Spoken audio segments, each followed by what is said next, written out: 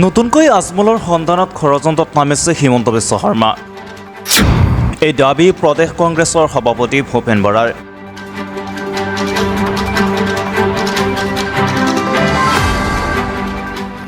যোৱাকালি নতুন দিল্লীত এক সংবাদমেল সম্বোধন কৰি অসম প্ৰদেশ কংগ্ৰেছৰ সভাপতি ভূপেন বৰাই মুখ্যমন্ত্ৰী হিমন্ত বিশ্ব শৰ্মাৰ বিৰুদ্ধে কেতবোৰ বিস্ফোৰক অভিযোগ উত্থাপন কৰে।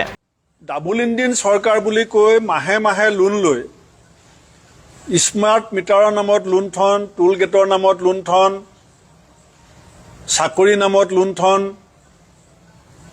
আৰু লোন বাদ দি পেলাই চৰকাৰ চলাব নোৱাৰা যিটো অৱস্থা, কৰ্মচাৰীসকলৰ আন্দোলন, বিভিন্ন শিক্ষকসকলৰ আন্দোলন, 6 জনগোষ্ঠীৰ আন্দোলন, এই গোটেই পৰিস্থিতিটোৰ পৰা হাত সাৰিবৰ কাৰণে যোৱা 4 জুনৰ পৰা মুখ্যমন্ত্ৰীৰ এটাই সন্ধান আৰম্ভ হৈছে। 4 জুনত মুখ্যমন্ত্ৰী আটাইতকৈ বিচলিত হোৱাৰ কাৰণটো হৈছে আজমল ডাঙৰীয়া পৰাজয় হোৱাটো।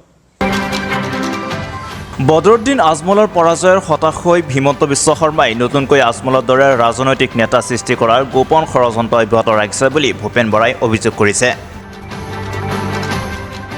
গাড়ী হেৰুৱাৰ ভয়ত ৰাজ্য উত্তেজিত কৰি ৰাখিছে মুখ্যমন্ত্ৰী হিমন্ত বিশ্ব শৰ্মাই।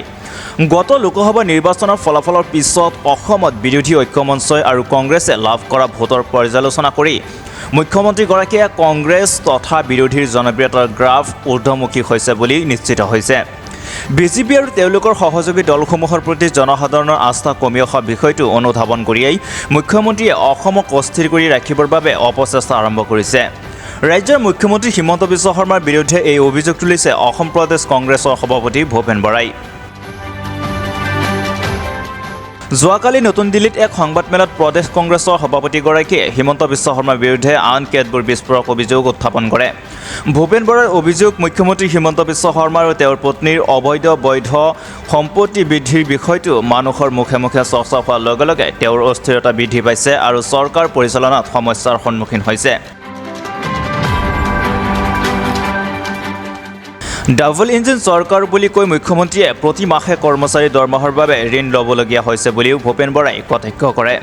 এফালে টোলগেটৰ পৰা সাধাৰণ ৰাইজক দৈনিক শোষণ অব্যাহত ৰাখিছে আৰু এতিয়া স্মাৰ্ট মিটাৰৰ যোগেদি লুণ্ঠন চলোৱা হৈছে বুলি উল্লেখ কৰি ভূপেন বৰাই লগতে এনে কাৰণত মানুহৰ অসন্তুষ্টি বৃদ্ধি পাইছে বুলি দাবী কৰে।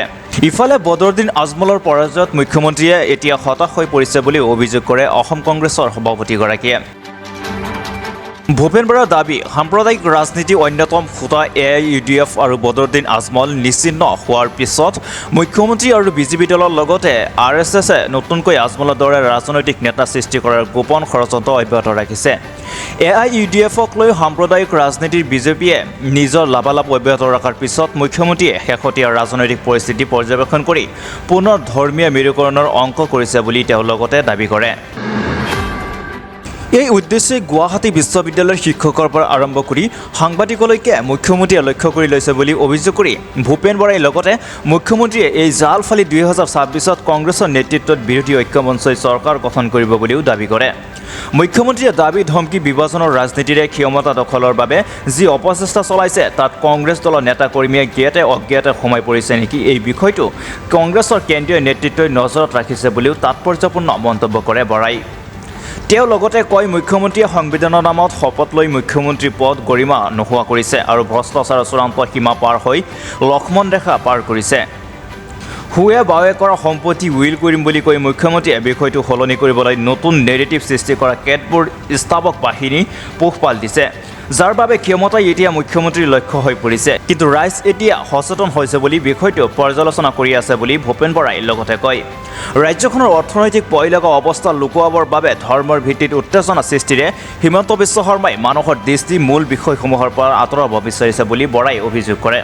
2021 চনৰ মাৰ্চ মাহৰ ভিতৰত 1 লাখ চাকৰি দিম বুলি ঘোষণা কৰা মুখ্যমন্ত্ৰীয়ে এতিয়ালৈকে সেই প্ৰতিশ্ৰুতি পূৰণ কৰিব নোৱাৰিলে।